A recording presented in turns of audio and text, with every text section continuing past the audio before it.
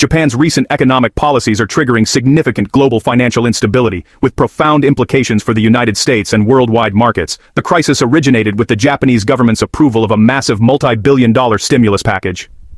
This aggressive spending, driven by Prime Minister Seno Takaichi, has led to a sharp decline in the yen's value, which has fallen approximately 6% since she took office.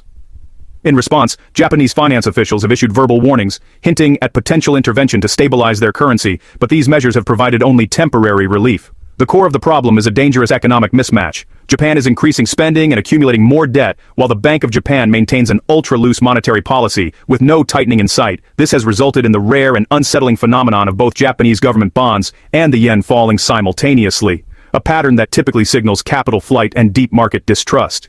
Some analysts draw parallels to the UK's 2022 bond market meltdown, though Japan's situation carries far greater global consequences due to its historical role in the international financial system.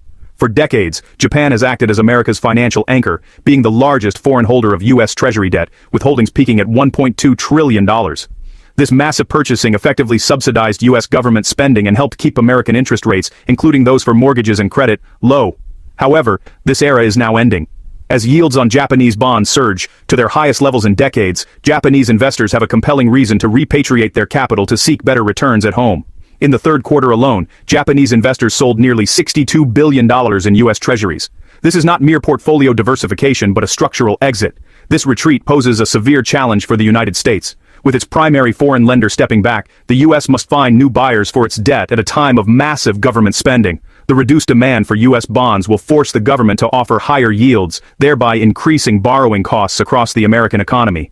Consumers are already feeling these effects, with mortgage rates climbing close to 7% and credit card and car loan rates hitting record highs. Japan's dilemma is a no-win situation. If it raises interest rates to strengthen the yen, its enormous public debt, worth 235% of its GDP, becomes exponentially more expensive to service. If it does not raise rates, the yen continues to collapse. Both paths accelerate the unraveling of the existing financial system. Furthermore, this instability threatens the carry trade, a global financial practice where investors borrow cheap yen to invest in higher-yielding assets abroad. A volatile yen could cause this trade to unwind rapidly, potentially causing sharp downturns in markets like U.S. stocks. The conclusion is that Japan's fiscal crisis marks a definitive inflection point, ending a 40-year era of cheap borrowing for America. The easy money period is over, and the transition to a new financial chapter will be turbulent. Americans are advised to prepare for a world of higher interest rates and increased market volatility by locking in fixed-rate debts and diversifying portfolios with assets like real estate investment trusts, gold, and commodities. This is not a temporary shift but a permanent structural change in global finance.